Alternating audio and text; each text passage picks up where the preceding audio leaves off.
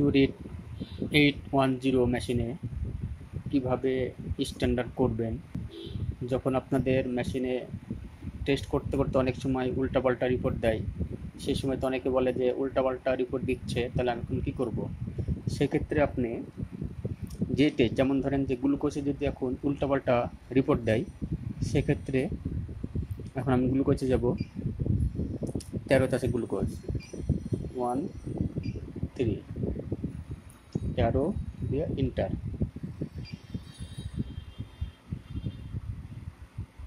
এই দেখেন run F1 wash F2 STD F3 page down. তো আমার F3তে চাপ দেবো, তাহলে F3 চাপ দিলে ইয়েস। যদি ইয়েস করি তাহলে আমার নতুন করে স্ট্যান্ডার্ড করা লাগবে। আর যদি যেহেতু আমরা স্ট্যান্ডার্ড নতুন করে করবো, সেহেতু আমি ইয়েসে চাপ দেবো। এই যে এখন আমি যখন রান দেব, এখন দেখেন এই যে কেটা 00 হয়েছে। কে 00 না হওয়া পর্যন্ত স্ট্যান্ডার্ড সে চাইবে না।